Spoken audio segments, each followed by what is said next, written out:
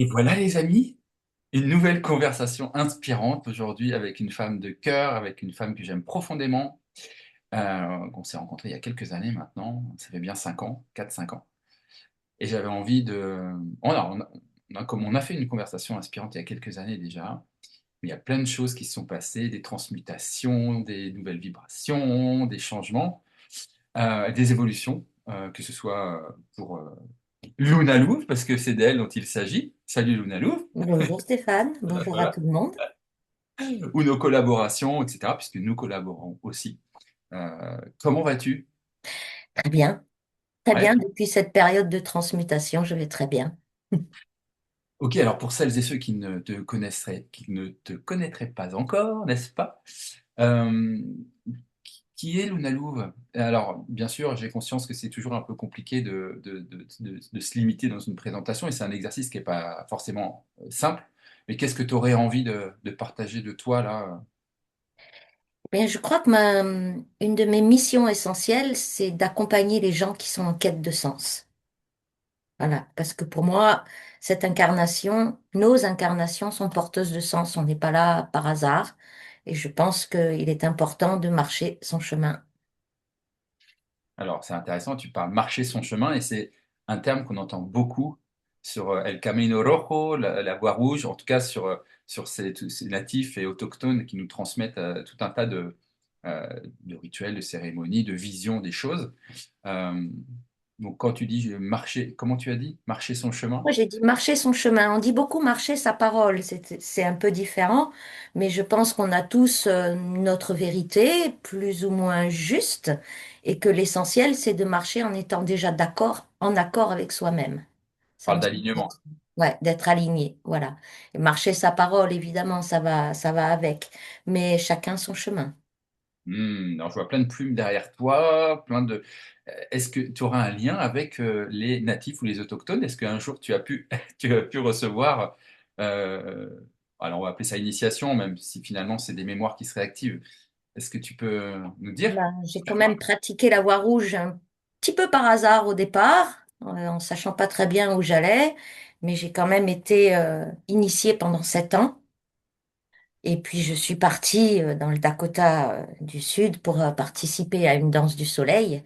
Et ça a été une grande reconnexion avec ce peuple-là et effectivement probablement des mémoires. Et depuis, je pratiquais la cérémonie de l'Inipi, c'est devenu essentiel pour moi. Je fais des cérémonies tous les mois. Et dès que je saute un mois, c'est-à-dire le mois d'août, qui est censé être un mois de repos, ben en fait, ça manque. Voilà. Et puis, c'est un espace où j'aime retrouver les gens qui sont là pour avancer, pour cheminer vers du sens, vers de la conscience, vers de l'entraide, de la solidarité, etc., etc. Hmm. Donc il y a quand même une adaptation aussi à ces enseignements. Alors, juste pour les gens qui ne connaîtraient pas du tout ce qu'est un inipi, ce qu'est une danse du soleil, etc., est-ce que juste tu peux repartir quelques années en arrière? Quand tu dis c'est arrivé un peu par hasard, bah, c'est arrivé comment déjà? Non, mais c'est très amusant parce que mes cousines ont été très en lien avec Archie Fire-Lehmdir, qui a été quand même un des premiers hommes médecine à venir en Europe Dans pour les années transmettre, 80, hein, je crois, ouais, début ouais, des dans années les années 80. 80, 90, je crois plutôt même. Et à l'époque, ça m'intéressait, mais c'était loin, j'avais pas le temps, pas les moyens, bref. Et puis un jour, j'ai eu l'occasion, par une cousine, de faire une hutte à sudation, donc INIPI.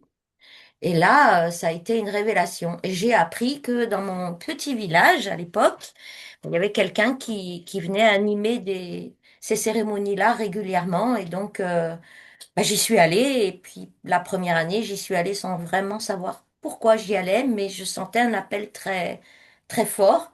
Et puis, ben, petit à petit, je me suis engagée. J'ai fait régulièrement les inipis, j'ai fait les quêtes de vision, j'ai été appelée par la danse du soleil. Et puis un jour, on m'a remis la corne sacrée en me disant, ben, c'est bon, maintenant tu peux verser l'eau. Et depuis, c'est ce que je fais. Et ça fait combien de dizaines d'années? Ah, ben, que je verse l'eau depuis 2011, donc 13 ans. Ça fait 13 13 ans ans que que je verse l'eau, 21 ans que je suis sur cette voie à peu près, à quelques mois près. Voilà. Alors, ce qui est intéressant, c'est que ben, tu parles d'Archie Fire-Lemdir. Donc, j'invite les gens qui ne connaissent pas Archie Fire-Lemdir à aller voir un petit peu qui est ce personnage haut en couleur. Et surtout, en fait, lui, il a eu une vision de traverser l'Atlantique pour se déposer sur les terres bretonnes d'abord. Ouais. Parce qu'il avait eu la vision de venir enseigner aux Occidentaux Mhm. des cérémonies sacrées, secrètes, souvent extrêmement gardées. Et pour autant, c'était une vision qui était très forte chez lui. Ça a même mis, il me semble, le peuple amérindien un peu en émoi en disant, mais tu vas... voilà. Et pour autant, quelqu'un de ta famille l'a rencontré.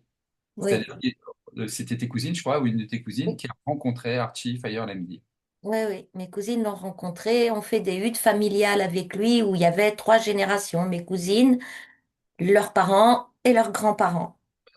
Voilà. Et une de mes cousines est partie en quête, effectivement, avec Archie. Moi, j'ai pas eu la chance de le rencontrer, Archie, mais j'ai des enregistrements de lui. J'ai plein de chants. Voilà, il y a plein de choses qui ont été transmises et je remercie beaucoup cet homme médecine d'avoir fait tout ça. C'est clair, c'est une espèce de legs comme ça. Ouais, ça n'a pas toujours été simple parce qu'il y a beaucoup de distension, mais l'essentiel pour moi, c'est de revenir à son cœur et de suivre, voilà, son chemin, son cœur, en restant aligné et, et, et avec du sens. Je reviens toujours à la même chose, quête de sens.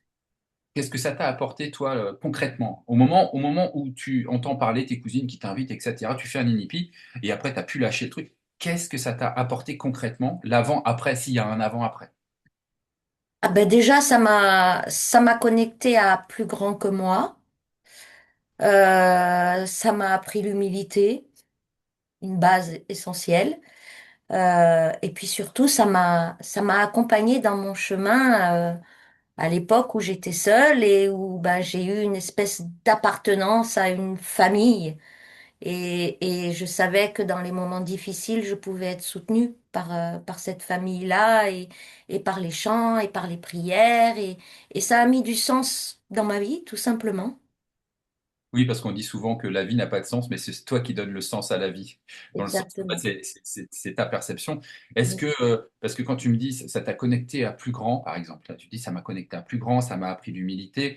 Donc, ça veut dire que potentiellement, avant ça, tu n'avais peut-être pas forcément cette connexion au monde invisible. Alors, tu l'avais peut-être, mais différemment, et que ça l'a boosté. Et est-ce que, par exemple, le lâcher-prise était important? Est-ce que de te connecter aux éléments, d'avoir cette... Ouais, comment Le tu as... lâcher-prise, c'est la base et je crois que c'est l'apprentissage de toute une vie, ça, hein. Et je pense que la vie nous amène régulièrement des petits tests pour voir où est-ce qu'on en est par rapport au lâcher-prise. Ce qui permet parfois de dire, oh ben ça j'ai lâché et ça j'ai pas lâché du tout. C'est OK, c'est OK. Après, je pense que plus jeune, gamine, j'étais très connectée, mais comme tout le monde, on a voulu me faire rentrer dans le moule et il y a un moment où j'ai tout fermé parce que c'était pas possible, parce que je passais pour une allumée, parce que 36 000 raisons, jusqu'à ce que quelque part je retrouve cette connexion grâce à la hutte, effectivement, et que bah, depuis le monde invisible m'accompagne de façon de plus en plus présente en fait de plus en plus subtile, mais de plus en plus présente aussi. Voilà. Et par le biais de cette tradition, ben, je me suis rendu compte que une de mes missions essentielles, c'est d'accompagner les gens qui cherchent un sens.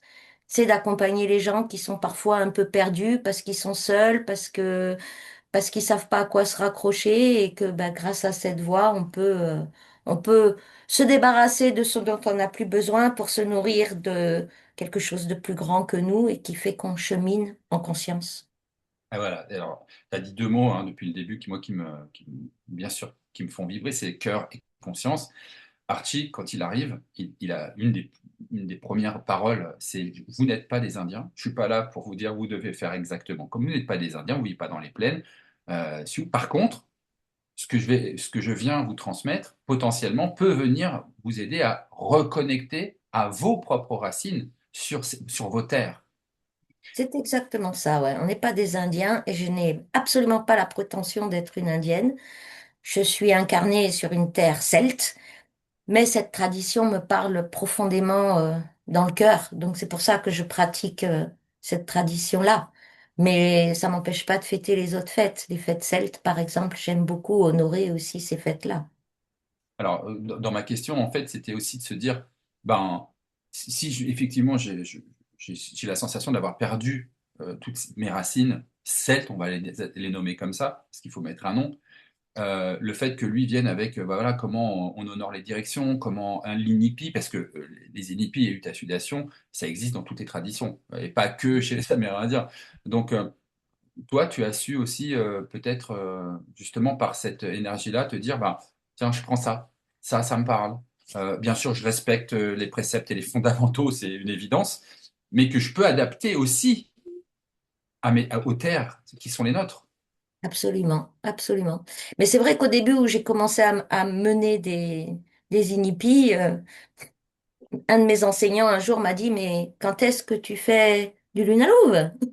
Que tu Exactement. arrêtes de faire ce qu'on t'a appris? Et ça a été là aussi un long cheminement pour trouver quel était vraiment ce qui était juste pour moi. Et puis, bah, aujourd'hui, je me sers de tous les outils que j'ai, en fait. La hutte, c'est juste un moment de prière, de remerciement, de gratitude, d'évolution, de lâcher prise. Et puis après, bah, tous les outils à disposition, je m'en sers. L'astrologie, par exemple, est un de mes piliers aussi. Donc, c'est aussi pour ça que je fais des cérémonies au moment de la pleine lune. Parce que pour moi, ça a du sens et je sais un petit peu quelles énergies vont être là et comment je peux accompagner ça. Oui, parce que c'est pas le personnage qui mène la lutte. C'est important de Ah le non. préciser aux gens. Ce n'est pas le personnage, la personne qui se croit Luna Louvre aujourd'hui, qui mène la lutte. C'est pas le Ah personnage. non, non, non, moi je suis au service là et c'est dans ces moments-là qu'effectivement je peux recevoir des informations et transmettre certaines choses dans la hutte. Une fois que la hutte est finie, il faut pas me demander de répéter ce que j'ai dit parce que ça m'a traversé. C'est donc les esprits qui m'ont inspiré et qui m'ont fait parler à ce moment-là. Et puis ben c'est que c'était juste à ce moment-là et on retient ce qui est important pour nous à un moment donné. C'est pour ça qu'une hutte ne ressemble jamais à une autre. Jamais. C'est Jamais. jamais la même chose. Et ça m'est arrivé parfois de me dire, tiens, je vais chanter ci, tiens, je vais faire comme ci, je vais faire comme ça. C'est jamais comme ça que ça se passe. Je me souviens d'une des premières cérémonies que j'ai été faire avec toi, en tout cas participer. Et on marchait tous les deux vers la hutte et tu m'as dit, ouais, je pense qu'elle va être douce, cette hutte. Ouais, il y a beaucoup de douceur. Personnages parlaient à ce moment-là. Les amis. On a eu les Wakignans, c'est-à-dire qu'il y a eu un tonnerre, de la pluie, la hutte, elle était tout sauf douce, quoi, pour la plupart des gens. Comme quoi, entre la sensation que l'on a au moment où on vient et ce qui se passe vraiment dans... Alors, est-ce que tu peux peut-être nous dire, parce que j'allais dire le mot, mais que symbolise cette hutte profondément? C'est une renaissance, c'est la terre-mère en fait. C'est le ventre de terre-mère. Donc on rentre dans un état, on en sort dans un autre. On est transformé par la hutte en fait. C'est intéressant. Mm. C'est pour ça que d'ailleurs on peut peut-être faire pour expliquer un peu ces cérémonies-là, parce qu'elles sortent pas d'un chapeau au hasard. Il y a quand même toute une tradition autour de femmes bisonnes blanches. Je vais pas dire femmes bison blanc, alors on va dire femmes bisonnes blanches. Ou femmes bison blanc, peu importe. Mais est-ce que tu peux dire un petit peu quelles sont ces cérémonies sacrées, comment elles sont arrivées à ce peuple-là? Parce que bah, cette tradition-là, finalement, est extrêmement féminine. Oui, absolument, parce que effectivement, c'est une femme qui a amené toutes ces traditions aux Amérindiens, particulièrement aux Sioux. Et bon, il y a toute une légende. Alors, je ne vais pas raconter la Non, pas légende forcément. parce que c'est pas forcément le sujet, mais elle a amené en tout premier la Chanupa, qui est en fait la pipe sacrée. Et toute cérémonie amérindienne commence par le chargement de la Chanupa, qui est un où quand on charge la Chanupa, on met des prières dedans. Et en fait, la Chanupa, ils disent que c'est le téléphone direct avec Trankashila là-haut. Et moi, ça me plaît bien parce qu'effectivement, quand on prie avec une Chanupa, on sent la puissance de l'invisible qui est là. Et ça, c'est essentiel. Ensuite, effectivement, elle a amené la cérémonie de la hutasudation, donc l'inipi. Mais il y a aussi, alors il y en a 7. Je suis pas sûre de les connaître par cœur parce qu'il y en a qu'on ne pratique plus. Mais il y a l'Olowampi, qui est une cérémonie nocturne de chant sacré, de guérison. Il y a le jeu de la balle qui ne se pratique pratiquement plus. En tout cas, moi, j'ai jamais vu et je sais pas très bien comment ça se passe. Il y a la danse du soleil, évidemment, qui était une des plus grosses cérémonies et ma préférée, où les tribus se retrouvaient pour remercier de ce qui avait été reçu dans l'année et prier pour ce qui allait venir l'année suivante. Donc, être danseuse du soleil, c'est se mettre au service du peuple. Je sais plus à combien j'en suis. Il y a la garde de l'âme aussi. Il y a l'apparentage. Enfin, il y a plein de cérémonies aussi à l'intérieur de la danse du soleil. Donc, je sais plus exactement quelles sont les 7 principales. Il y a le Yuwipi aussi que je ne connais pas personnellement pour ne l'avoir jamais pratiqué ni vu. Et là, je pense que c'est vraiment là-bas qu'il faut aller pour le vivre. Et puis, la quête de vision, évidemment, la quête de vision, essentielle. Voilà, la quête de vision qui consiste à partir 4 jours, 4 nuits, sans manger, sans boire, tout seul dans la forêt ou sur la montagne pour recevoir sa vision. Donc en fonction des questions existentielles que... Alors ça pouvait être aussi un rite de passage d'ailleurs, il me semble, hein, chez Oui, les ça Amérindiens. l'était souvent, C'était oui. même un peu plus... parce que je crois que les enfants ou les jeunes ados partaient nus dans la forêt ou avec rien, quoi. Et débrouille-toi pendant 4 jours, 4 nuits, quoi. C'était un petit peu ça à l'époque, hein. C'était Bon, là, un on petit n'est peu pas ça. là, hein. Ouais. Non, On n'est non, pas on a quand même adapté parce que d'abord, on vit plus du tout dans la même époque. On est nettement moins résistant qu'avant. Et puis, surtout, je pense que c'est intéressant d'adapter aussi à notre style de vie aujourd'hui. Il y a des gens qui sont tellement coupés de la nature que pour passer une nuit dehors, c'est juste pas possible, quoi, en fait. Donc, il faut pouvoir effectivement adapter pour que petit à petit, effectivement, ben, ces gens puissent un jour passer 4 nuits dehors sans que ça pose un problème. Mais c'est pas exactement. en les lâchant 4 jours dans la nature comme ça qu'ils vont y arriver. Donc, il y a toute une préparation et une adaptation qui me semble aujourd'hui essentielle. Un accompagnement. Toi, d'ailleurs, les personnes à qui tu peux faire vivre certaines cérémonies, c'est vraiment un accompagnement de A à Z, quoi. Oui, oui, oui, il y a 6 mois d'accompagnement avant avec effectivement la pratique de la hutte, mais aussi un rendez-vous où on adapte en fonction de où en est la personne, de ses intentions. Et puis voilà, il y a des gens qui sont capables de partir 4 jours en pleine nature, ça leur pose pas de problème.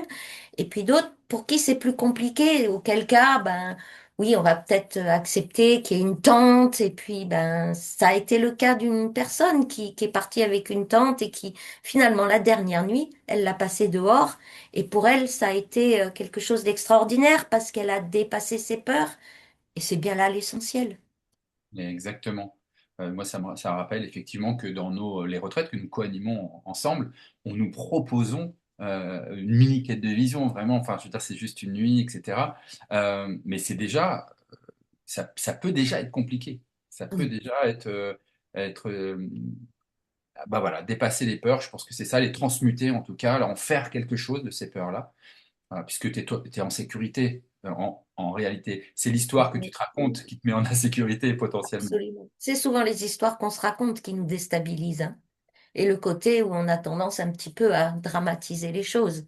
Ça a été un de mes grands enseignements sur la voie rouge où un jour on m'a dit, arrête de dramatiser, il n'y a rien de grave. Et c'est vrai, tant que t'es en vie, il n'y a rien de grave. Exactement. Et cette envie de transmettre, j'ai envie de dire, elle a toujours été présente chez toi, Non, ou pas c'est du tout. venu au fur et à mesure. C'est venu au fur et à mesure et je me rappelle d'un de mes enseignants me dire, oh mais tu seras beaucoup plus qu'une verseuse d'eau. Et déjà je m'étais dit, non mais je verserai jamais l'eau, moi, c'est pas mon truc. Je suis qui je suis d'abord pour faire ça. Et puis bah, la vie m'y a amené petit à petit et aujourd'hui je me dis, mais en fait c'est essentiel pour moi aussi de faire ça et d'ouvrir ces espaces-là. D'ouvrir ces espaces-là. Verseuse d'eau, alors pour les gens qui ne connaîtraient pas ce qu'est Une verseuse d'eau, c'est un peu, chez les Amérindiens, ils appellent ça des femmes médecines, ça fait plein de noms, mais pour toi, c'est ce qui est important, cette terminologie-là, s'il faut en trouver une, pardon. En verseuse d'eau, ça veut dire quoi? Ça veut dire que c'est moi qui verse l'eau sur les pierres dans la hutte, en fait. C'est un peu la maîtresse de cérémonie, mais moi, j'aime pas tous ces noms qu'on nous donne. Et je trouve que verseuse d'eau, c'est très poétique, j'aime beaucoup. Et puis j'aime bien aussi verseuse d'étoiles. Verseuse d'eau, verseuse d'étoiles, ben, c'est un petit peu mon étiquette perso. Oui, parce que l'astrologie tient une part très, très, très importante. D'ailleurs, tu enseignes également. Encore. Oui, j'enseigne un peu l'astrologie, je fais aussi pas mal de consultations. Et c'est vraiment mes deux piliers, en fait, sur lesquels je peux m'appuyer et qui finalement donnent un sens et une orientation dans ma vie et qui m'amènent parfois dans des situations où je me dis, pourquoi je suis là? C'est parfait. Euh, Tu sais, souvent, dans diverses traditions d'ailleurs, hein, quand des êtres humains sont appelés par une tradition, il s'avère que ben, sur leur chemin, un nom, une vibration vient les appeler, et puis bah, ils ont un nom, un prénom, on va dire, classique, donné par papa, maman, et puis la lignée. Et puis il y a Luna Louf qui apparaît, quoi, par exemple. Ouais. Euh, c'est venu comment? Ben, je me rappelle plus. Ça fait tellement longtemps que j'ai ce Luna Louvre que je sais plus. Il y a eu un matin, je sais même pas si c'est un matin, un rêve, j'en sais rien en fait. Mais j'ai l'impression que ce Luna Louvre m'a toujours habité en fait. Alors pourquoi Luna et pourquoi Louvre? Bon, même si je connais un peu la réponse.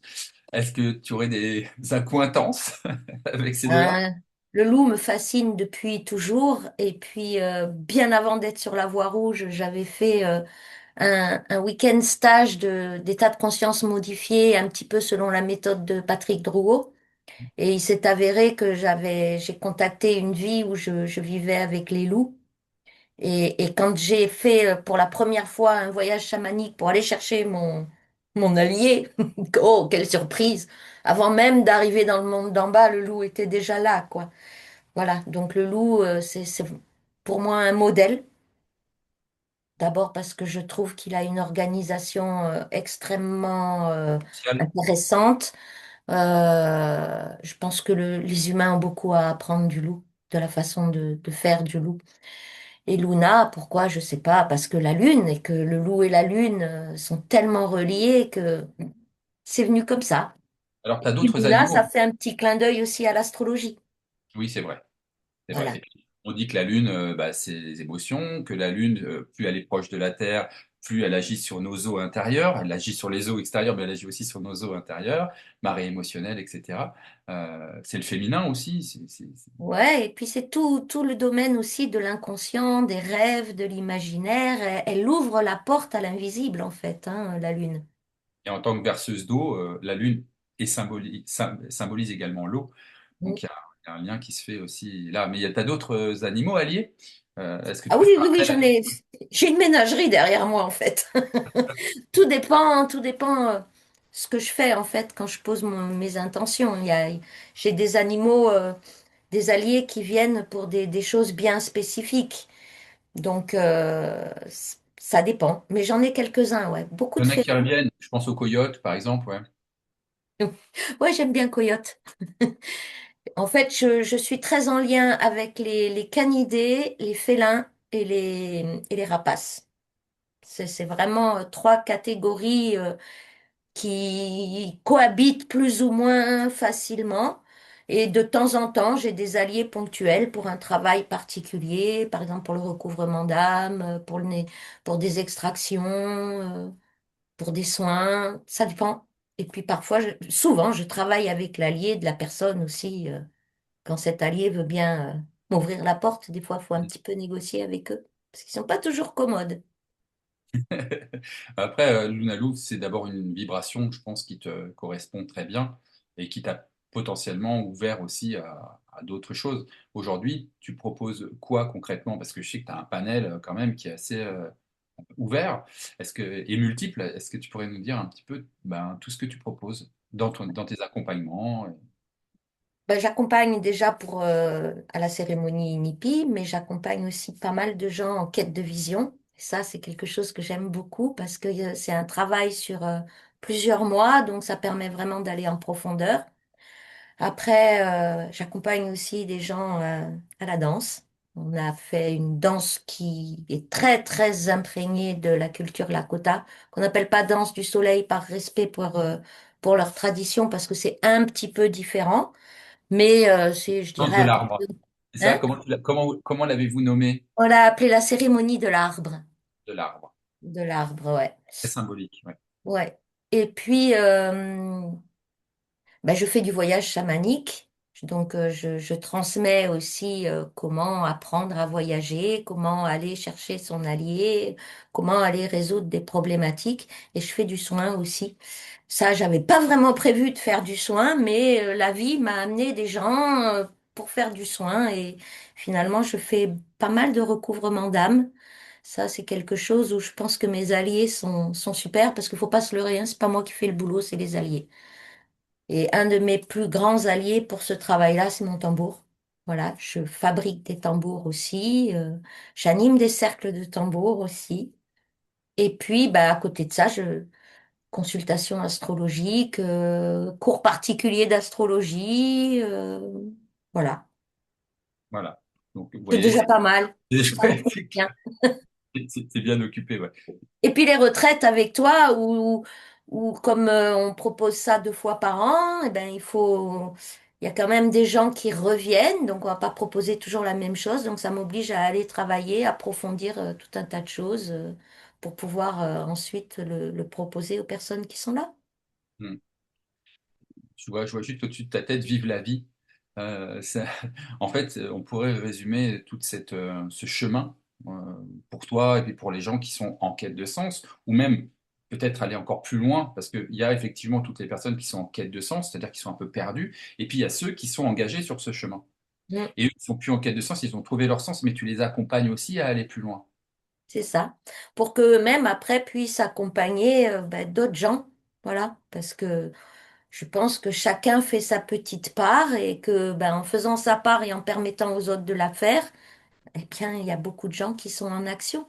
Et ce Vive la vie, c'est une de mes enseignantes et sœurs de cœur qui me l'a offert, Martine. Et je la remercie parce que ça a été une rencontre déterminante dans ma vie.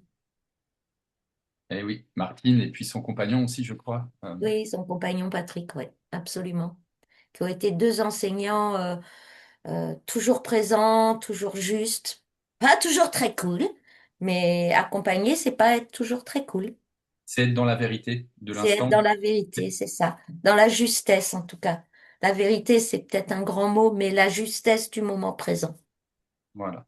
Et puis il y a des moments où il faut le dire d'une certaine manière, et même parfois, c'est même pas toi qui le dis, ça te traverse. C'est ça. Et ça m'emmène à te poser la question de, euh, enfin, quelle que soit la voie rouge d'ailleurs, hein, je pense que la voie rouge ou d'autres voies, c'est pas joyeux tout le temps, quoi. Ça peut être bousculant quand on transmute des énergies. Parce que l'idée, c'est pas d'être constamment dans la dualité. Je pense que l'homme médecine, la femme médecine et d'autres traditions, c'est vraiment de chercher à transmuter ces énergies-là et d'être à ce qu'on nomme le point zéro ou la voie du cœur, la voie du centre, du milieu. Euh, c'est aussi ça le travail, quoi. Ouais, ouais, oui. Ah bah oui, la vie n'est quand même pas un long fleuve tranquille et on vit pas dans un monde de paillettes où tout est beau. Donc, de temps en temps, ça peut effectivement bien secouer. Et je pense que pour être aligné, il faut aller traverser toutes ces parts d'ombre. Et on en a tous. Et on se fait rattraper par moments, par ces parts-là. Et c'est OK. On est incarné avant tout. Donc, on n'est pas là pour juste être dans les mondes invisibles et prêcher la bonne parole. On est là aussi pour montrer l'exemple et vivre, vivre, en fait. Exactement. C'est d'ailleurs pour ça que nous, on a mis ces retraites en place aussi. Et je pense à ça, mais pour tout ce que tu fais aussi, c'est aussi à un moment donné, ben voilà, qu'est-ce qu'on fait avec cet inconfort-là? Voilà, c'est Qu'est-ce qu'on ça. fait avec Comment cet on inconfort? transmute? Qu'est-ce que ça vient nous raconter sur notre histoire? Et qu'est-ce qu'on a besoin de libérer, de lâcher pour faire la place à quelque chose de plus chouette, plus, plus ajusté, plus dans le cœur, en fait. Parce qu'on a tous des casseroles. Exactement. Et qu'est-ce qu'on en fait, ces casseroles-là? Ouais, bah, à un moment, c'est bien de les déposer et de remercier pour ça, parce que les casseroles aussi, quelque part, nous ont aidés à... C'est parce qu'on traîne des casseroles qu'à un moment donné, on va se remettre en question, quoi. On peut potentiellement, Voilà. effectivement, se remettre en question. C'est clair. Si on n'a pas d'épreuves dans la vie, ben, on se remet pas en question, il n'y a pas de raison. Exactement. Tu parlais tout à l'heure des différents sabbats, ce qu'on appelle les fêtes celtes. Là, nous, dans ce qu'on va œuvrer ensemble, là, fin avril, début mai, il y aura Beltane, par exemple. Donc, il y a Mm, plein aussi de célébrations qui pourraient peut-être faire plus sens que simplement le calendrier grégorien sur lequel on nous a placés. La nature nous offre autre chose. Et ce que je trouve absolument. super chouette, bon, notamment avec toi, parce que c'est toi que je connais le plus là sur ce sujet-là, mais c'est cette connexion, reconnexion à la nature, sans oublier que, évidemment, qu'il y a une intelligence qui a donné vie à tout ça, que les Indiens appellent Wakatanka. Mais ce retour à la terre, moi, c'était ça un des enseignements forts sur les premières cérémonies que j'ai faites, c'est la fraîcheur de la terre, en fait, quand tu as super chaud dans la hutte, euh, de reprendre du respect à l'eau que tu bois quand tu sors de la hutte, parce que tu as t'es déshydraté d'une certaine manière, hein, toutes ces prières, et cette chaleur à l'intérieur, l'air, le vent, enfin, les éléments, voilà, les éléments prennent tellement plus d'importance. Toi, est-ce que ça t'a reconnecté encore plus à tous ces aspects de la nature? Ça m'a reconnecté à la dimension spirituelle parce que la nature, j'ai toujours été connectée à la nature. Je suis une fille de la campagne, j'ai grandi à la campagne, j'ai été un peu en ville, mais très vite je suis revenue à la campagne. Et pour moi, la nature, c'est essentiel parce que c'est une ressource pour le cœur, en fait, tout simplement. Et de se rendre compte que on est tout petit dans ce monde-là, qu'on a la chance d'être sur une magnifique planète et que bah, quand on se couche dans la hutte, on est dans les bras de terre-mère et là, il peut plus rien nous arriver, quoi. Et ça, c'est quelque chose que j'apprécie beaucoup, même si je me couche plus trop dans la hutte puisque je mène. Mais quand j'ai l'occasion de ne pas mener la hutte et que je peux juste me coucher en me disant, là, je suis dans les bras de terre-mère, il peut rien m'arriver, ben, il m'arrive rien que du bon, en fait. Hmm. Même Et oui, après, se reconnecter aux éléments, c'est essentiel, parce que face aux éléments, on est tout petit aussi, hein. Si le vent se déchaîne, même les arbres craquent. Si l'eau se déchaîne, on a des inondations énormes, et face à ça, on n'a pas grand-chose pour arrêter ces éléments-là, comme le feu et comme les tremblements de terre, quoi.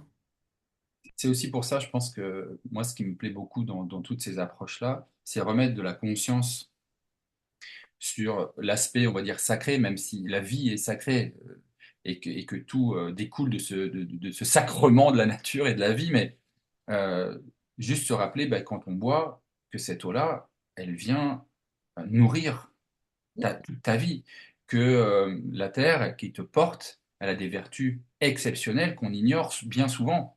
Donc le fait de ritualiser certaines choses ou mettre en place des cérémonies, c'est aussi pour remettre de la conscience et du cœur bah, aux pas que tu foules, aux animaux que tu rencontres, à la nature que tu pouvais bafouer sans t'en rendre compte avant, quoi. Et là, ça remet un peu en perspective, je trouve. C'est ça. Et toi, ça t'a aussi apporté. Bon, je sais que tu avais déjà un regard sur la nature qui était déjà important, mais Ça m'a rappelé que chaque chose, en fait, est vivante dans la nature, que donc chaque chose a un esprit et que ben, je peux parler à une pierre, je peux parler à un arbre, je peux parler à un animal et je peux parler aux éléments aussi. aux ancêtres, à Aux l'invisible. ancêtres, bien sûr, évidemment, c'est la base, tellement la base que je n'en ai pas parlé, mais les ancêtres, évidemment. Ok. Voilà. Donc, ça, c'est les ancêtres, donc j'imagine les ancêtres de ta lignée. Les ancêtres de ma lignée, ça peut être de ma lignée sanguine, familiale, mais ça peut être aussi ma lignée chamanique. Et, et, et là, il y a du monde, effectivement. Pas toujours commode, mais c'est OK parce que ce sont de grands enseignants et je les remercie de m'accompagner sur ce chemin-là. Voilà. Parce qu'il y a parfois des moments où effectivement on peut douter et se demander à quoi ça rime tout ça. Et ils sont là pour me rappeler que ben Justement, on est là pour soutenir et pour aller vers du mieux, surtout qu'on est quand même on est dans une période difficile de grands changements. Le chaos semble quand même bien s'approcher. Donc, je pense que c'est hyper important de rester aligné. Hmm. Ouais, le chaos, on pourrait même dire qu'il est déjà là, simplement peut-être qu'on envoie des prémices. C'est Bon, ça. pour moi, le chaos, c'est de l'harmonie en mouvement, et que bah, pour se faire sa place à cette harmonie, des fois, bah, ça bouscule un peu, quoi. Même parfois Ouais. beaucoup. Ouais. Mm. C'est ça. Dansons le chaos. Dansons le chaos. D'ailleurs, bah, c'est ce qu'on va faire aussi pendant Ouais. notre retraite, danser le chaos, ou autre chose d'ailleurs. Nous verrons ce qui se Nous verrons présente. bien ce qui se présente, voilà. On évite de mettre trop d'attentes et de projections. Oui, parce qu'il faut laisser la place à l'imprévu. Je pense que Exact. est souvent bien plus juste que ce qu'on peut prévoir nous. Exactement, Voilà. absolument. De toute façon, la hutte me l'a prouvé régulièrement. Chaque fois que je prévois quelque chose, ça se passe différemment. Donc là aussi, lâcher prise, il se passe ce qui se passe. De toute façon, ce qui va se passer est juste sur le moment. Après, eh bien, on fait le tri. On prend ce qui est bon et on laisse ce qui correspond pas. Tout à l'heure, quand tu parlais de ta rencontre avec l'INIPI, tu disais ça m'a appris l'humilité. Est-ce que quand tu es arrivé à l'INIPI, tu étais dans une énergie où peut-être tu manquais d'humilité, ou qu'il y avait, je sais pas moi, par exemple, beaucoup de colère, ou qu'est-ce que Beaucoup de concrètement. colère, ouais, beaucoup de colère. L'humilité, ouais, j'avais surtout beaucoup de colère. Beaucoup de colère. J'en voulais au monde entier. Je ne sais même plus pourquoi, parce que le temps a passé depuis, hein. J'ai un petit peu oublié et quelque part, ça me sauve. Mais ça m'a permis de lâcher tout ce qui n'était pas juste pour moi et puis de prendre ma place en tant que une alouve, quoi. Voilà, tout simplement. En sachant que ben la vie continue hein, à me tester, à m'envoyer des défis, à, parfois me faire douter, mais je pense que c'est juste pour renforcer, en fait, et rester encore plus aligné. Hmm. J'ai entendu il y a peu de temps une personne qui disait que si tout le monde devait gagner, on va dire, on va le nommer comme ça pour que ce soit plus simple à saisir, mais gagner en vibration tout de suite, que la conscience s'élève, ça ferait trop de dégâts parce que cette énergie-là serait beaucoup trop intense pour certains, on va dire, niveaux de conscience, même s'il n'y a pas vraiment de niveau de conscience, c'est juste une forme de vibration, voilà, de comment on perçoit l'existence. Et que l'être humain, malgré tout, au même titre que la nature, a besoin de lenteur un peu aussi. Ah oui, on vit dans un monde qui va beaucoup trop vite, et donc moi la vie m'a arrêtée il y a 2 ans, et franchement, je la remercie parce que ça m'a obligée à me poser et à prendre le temps.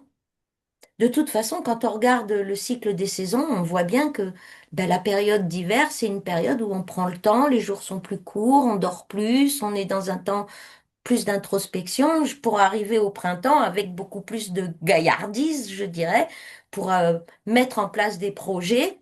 Et c'est un cycle. La vie n'est qu'une suite de cycles. L'astrologie l'explique très bien, mais rien qu'en regardant la roue des saisons, on se rend bien compte que tout n'est que cycle. La nature participe à un grand cycle aussi. Et en Donc parlant on est pris dedans. on est pris dedans. On fait partie intégrante, même, j'ai envie de dire, de ces cycles-là.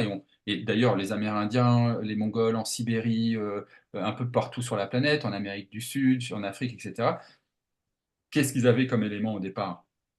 La nature.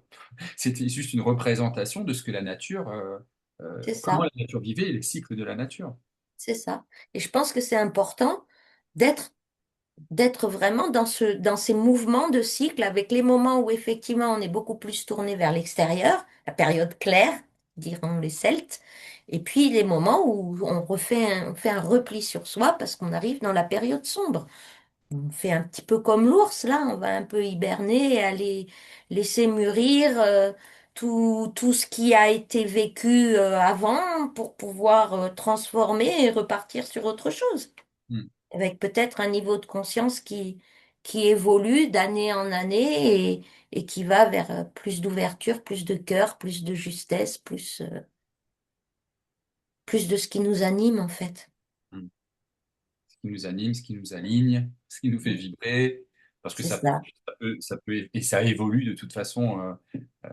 dans le Ça temps. évolue tout le temps. Et puis, je pense qu'il y a des âges aussi où ben moi, j'ai quand même appris à ralentir. Et aujourd'hui, je marche à mon rythme et non pas au rythme qu'on m'impose. Et je ne fais que ce que j'ai envie.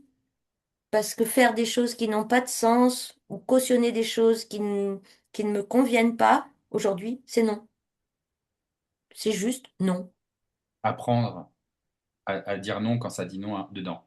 Voilà, À c'est dire ça. oui, ça dit oui dedans. Ouais. Quand ça dit oui, ça dit oui. Mais quand ça dit non, c'est non. Et c'est OK que ça plaise ou pas. Aussi simple. Aussi simple. Mais il a fallu du chemin pour arriver à cette simplicité. Parce que on a toujours... la vie est compliquée.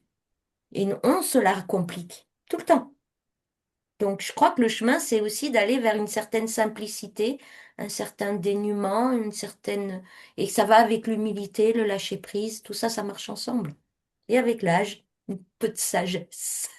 Un petit peu de sagesse, Un petit peu de sagesse. d'expérience. Ouais. Quand tu C'est dis que la ça. vie t'a arrêté, c'est que c'est ton corps à un moment donné aussi qui a, voilà, qui t'a dit stop, quoi. Voilà. Mm. C'est ça. Des C'est fois, on ça. attend que ce soit l'urgence, le corps ou autre qui nous dise stop. On n'est pas obligé d'attendre l'urgence, bien sûr. Non, on n'est pas obligé. On peut le faire avant. Mais on se trouve toujours des tas d'excuses pour pas le faire. Ça, c'est Surtout vrai.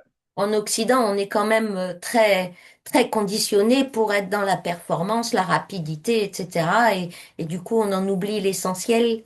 Et dans l'essentiel, il y a le mot essence quand même, quoi. Donc, notre essence. Et aujourd'hui, ce rythme tranquille me va très, très bien. On m'aurait dit ça il y a quelques années, j'aurais pouffé en disant, ça risque pas. Ben si, tout arrive. Ouais, conditionné, c'est vrai qu'en alors en Occident et ailleurs, hein, l'Occident, ça oxyde, mais en fait, je l'aime bien celle-là. Euh, mais oui, on est conditionné et on est conditionnant. Et Absolument. je pense qu'à un moment donné, ce type de pratique, notamment et d'autres, permet de se déconditionner. Et souvent, on dit désapprendre. Il y a comme un C'est ça. désapprentissage. Et c'est Mm. ça qui parfois peut être un peu bousculant pour Ben, c'est faire du plus vide, en fait. difficile. C'est plus difficile de désapprendre que d'apprendre. Parce que quand on a appris quelque chose, on a pris des habitudes, on est convaincu de certaines choses, qu'on ne remet pas forcément en question parce qu'on nous a dit c'est comme ça, point barre. OK. Et on est là-dedans. Et tout d'un coup, on se rend compte que ça fonctionne pas du tout comme ça. Et là, faut tout désapprendre. Donc, quand ça fait des années qu'on a été conditionné, c'est difficile de changer ses habitudes. Exactement. Et puis ça doit partir aussi d'une volonté personnelle. Oui. C'est pas quelque chose qu'on doit imposer. D'ailleurs, souvent on dit, mais ne nous croyez pas sur parole, faites vos propres recherches.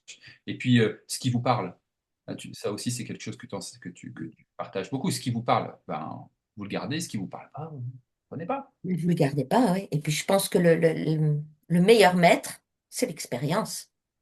Tant qu'on n'a pas expérimenté quelque chose, on ne peut pas en parler, on peut pas, on ne sait pas, puisqu'on ne l'a pas vécu. On peut en Quand parler, mais on me dit c'est ça comment sera une dénué. hutte, ben Oui, viens, parce que pour moi c'est que ça peut être une chose, pour mon voisin ça va être complètement différent. Et pourtant on était dans la même hutte. Donc viens, exactement. expérimente, ressens, écoute, et puis fais ton chemin, marche ton chemin. Marche ton chemin, marche ta parole. On en revient finalement à cette phrase que tu nous as partagée dès le début de cette conversation très inspirante. Et ce qui m'amène à vouloir te poser deux questions en parlant de marcher son chemin et sa parole. Imaginons que demain, l'humanité telle qu'on la connaît disparaît. Ok. Mais il reste un petit groupe d'enfants qui vont refaire le monde de demain dans lequel nous ne serons pas. Donc, bah, tu fais partie des gens que bah, tu vas être appelé par les esprits, par peu importe, par Wakatanka, pour délivrer un message à celles et ceux qui vont refaire l'humanité de demain. Un seul message qui sera entendu et qui sera mis en pratique. Donc, quel serait cet ultime message que tu offrirais à Suivez votre cœur, cultivez la joie. vivez votre cœur, cultivez la joie. Suivez votre cœur. Suivez votre cœur, cultivez la joie. Ouais. Cultiver la joie, ça me semble quelque chose d'essentiel dans ce monde-là, en tout cas. Et je pense que la joie, c'est ce qui nous rend meilleurs. Et si on est en joie, on vibre beaucoup plus haut et notre cœur s'ouvre quand on est dans la joie. Et quand notre cœur s'ouvre, on peut pas faire de mal. Amen. Ah oh, Takuyo Yasin. projeté. Mitakuyo Yasin. D'ailleurs, Mitakuyo Yasin, on peut en dire qu'est-ce que ça signifie pour toi, pour eux? Il y a plein de traductions, j'ai vu plein de traductions. Il y a tellement de choses maintenant un peu partout. Pour moi, Mitakuye Yasin, c'est je me relie de mon cœur à ton cœur, en fait. C'est ça pour moi que ça veut dire. Et quand je dis Mitakuye Yasin pour prendre la parole, je parle avec mon cœur, je parle pas avec ma tête. Hmm. Enfin, j'essaye parce que parfois la tête peut revenir quand même, mais c'est vraiment Mitakuye Yasin pour moi, c'est reviens dans ton cœur, pose ce qui est juste pour toi au moment donné. Et voilà, c'est aussi simple que ça. Et en même temps, pas si simple. Ouais, c'est clair. Après, la tête, quand elle est au service du cœur, ça fonctionne très bien ensemble. Ah, C'est sûr mais qu'il y a une il dichotomie entre les deux, est essentiel apparente. de réfléchir aussi parce que le bon sens, on en a terriblement besoin. Et on Ok. a tendance un peu à le perdre à notre époque, le bon sens. Donc, non, non, la tête, c'est super important. Notre mental, on en a besoin aussi, ne serait-ce que pour comprendre, pour faire le tri, pour savoir ce qui est bon, ce qui est pas bon. Mais le grand patron, c'est le cœur. C'est lui C'est qui pas nous moi, relie à notre âme. oui, pas moi qui vais te dire le contraire. Je veux Voilà. Je absolument me d'accord doute bien. Tu vas pas me avec ça. contredire sur ce coup-là. Non, non, et puis bah écoute, merci pour ce moment-là. Est-ce que si les gens ont envie de te contacter, alors David, déjà, comment ils peuvent te contacter, par quel biais, et puis quelle est ton actualité dans les prochains mois, là, dans les 3 prochains mois? Alors, ben, j'ai un site qui s'appelle astrologiechamanisme.com. Sinon, on tape Luna Louve et vous me trouvez aussi sur Internet. Vous pouvez me contacter par mail, par SMS, sans problème, parce que je réponds pas aux numéros inconnus. Mon actualité prochaine, les huttes tous les mois, évidemment. Notre retraite fin avril, ça, je m'en réjouis. Deux ouvertures de deux nouveaux lieux de cérémonie, un dans les Deux-Sèvres chez mon amie Valérie, le 21 février, donc incessamment sous peu, et puis un autre lieu en Ardèche chez notre amie commune Aurélie, donc là, début mars, avec, voilà, je pense d'autres cérémonies à venir, le camp de quête aussi au mois de mai, début mai, et puis notre cérémonie de l'arbre au mois de juillet. Voilà pour les actus spirituelles à venir. Donc, évidemment, au moment où on enregistre cette conversation inspirante, on est sur cette période-là, mais sachez que Luna Louf propose ça tous les ans. Et tous les ans, il y a des cérémonies Inipi. Tous les ans, il y a des danses de l'arbre. Tous les ans, il y a ce qu'ils appellent Amblecha, c'est-à-dire la quête de vision. Donc, vous pouvez la contacter. Et puis, en fonction de la période de l'année où vous regardez cette conversation inspirante, sachez que vous pouvez la contacter. C'est une femme ouverte, c'est une femme qui vous parlera avec son cœur, avec son authenticité. Et ça fait du bien. Voilà. Merci pour ta confiance. Elle est réciproque. Merci. Et la dernière chose, c'est une question que, pour vraiment clôturer, si tu avais une baguette magique et que tu devais changer quelque chose dans ta vie, dans ton passé, pour toi, est-ce que, un, tu changerais quelque chose? Et si oui, éventuellement, qu'est-ce que ce serait?